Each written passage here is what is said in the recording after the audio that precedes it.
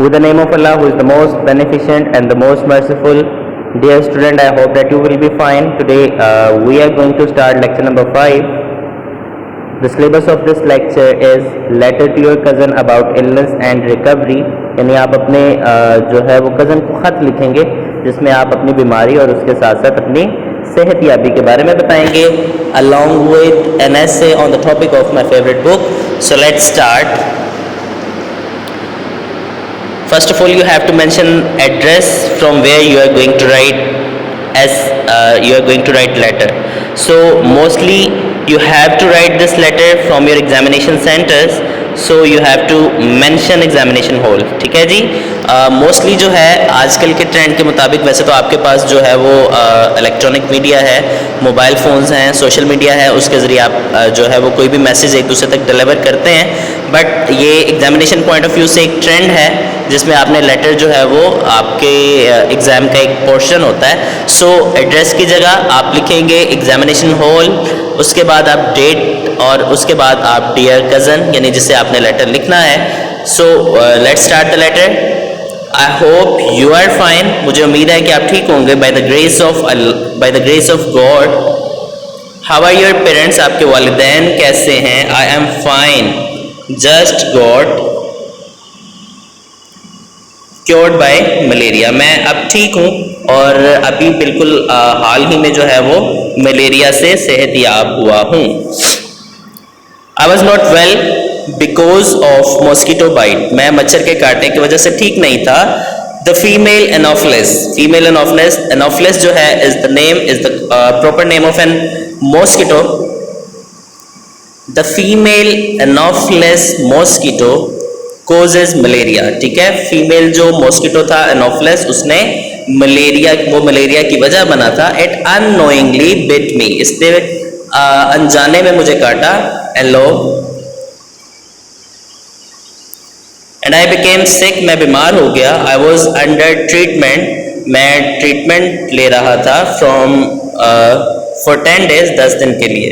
First 3 days पहले 3 दिन was little dangerous, थोड़े से खतरनाक थे. एज जैसा कि आई यूज टू गेट, मैं हो जाता था अनकॉन्शियस, बेहोश. समटाइम्स कुछ वक्त के लिए. I was in the hospital, मैं अस्पताल में था. एट दैट टाइम, उस वक्त. द नर्स, जो वहाँ की नर्स थी, गेव मी वैक्सीन, वो मुझे वैक्सीन देती थी. एंड ग्लूकोज की ड्रिप लगाती थी. आई वॉज प्रिस्क्राइब, मुझे कहा गया था फॉर 10 days रेस्ट, के मैं 10 दिन के लिए आराम करूं. The vaccine started processing, vaccine ने काम करना शुरू कर दिया.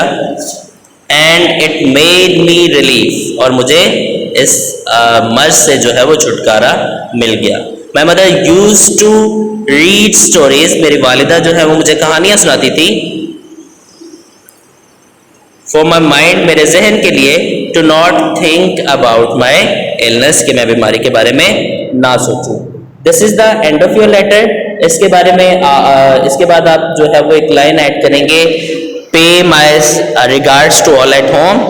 और उसके बाद आप नीचे जो है वो लिखेंगे योर फ्रेंड, योर अफेक्शनेटली या योर सिंसियरली, और कोमा, उसके बाद x.y.z. Now we are going to start an essay on the topic of my favorite book.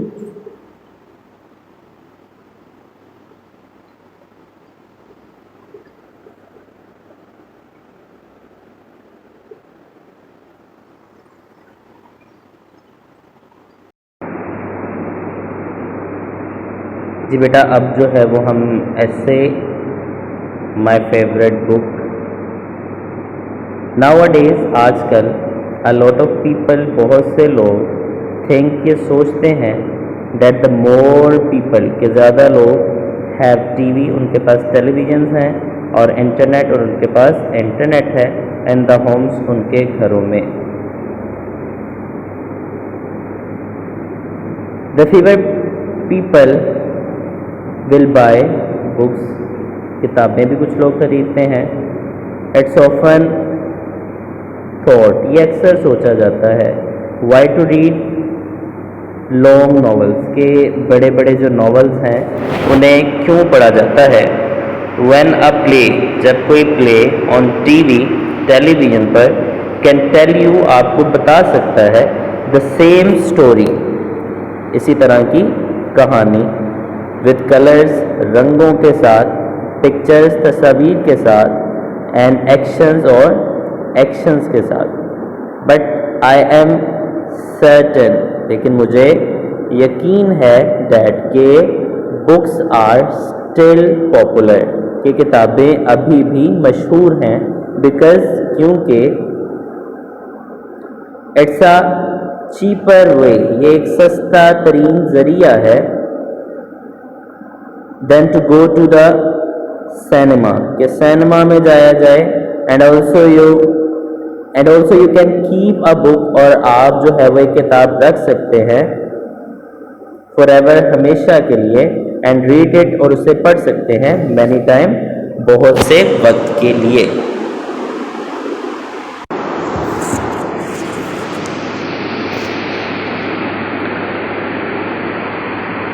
My favourite book is written by Erich Maria Remarque, 1898 to 1970, German American novelist, born in Osnabrück, Germany. Osnabrück Germany में ये पैदा हुए थे, ठीक है जी। And educated, और तालीम हासिल की at the university of Münster. He served in the Germany army, उन्होंने जर्मनी की आर्मी में जो है वो खिदमात सर अंजाम दी ड्यूरिंग वर्ल्ड वार वन, पहली जंग अजीम के दौरान। ड्यूरिंग द वार, जंग के दौरान, he wrote his first novel, उन्होंने अपना पहला नॉवल लिखा, ऑल क्वाइट, सब खामोश थे, ऑन द वेस्टर्न फ्रंट, मगरबी सामने पर। It became an international best seller, it became an international best seller. I have read a lot of novels, मैंने बहुत से नॉवेल्स पढ़े हैं बाय रिमार्क के जो लिखे हुए हैं, but most of all I like, उनमें से सबसे ज़्यादा जो मुझे पसंद है, that is a time to live, जिंदा रहने का वक्त है, and a time to die, और मरने का वक्त भी है, पब्लिश, जिसे पब्लिश किया गया इन 1954, 1954 में।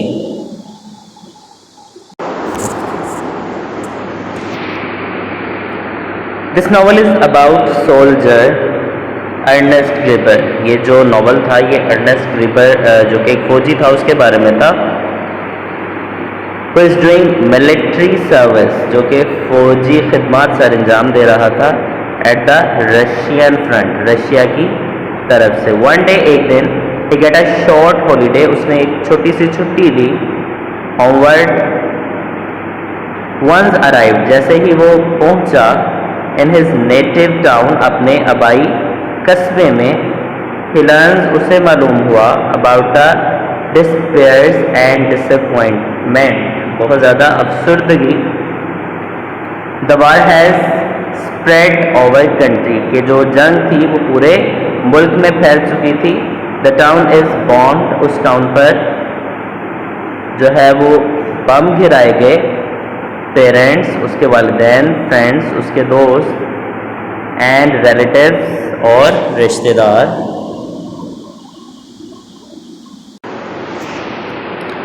आर वेनिस्ड, सब कुछ खत्म हो गया,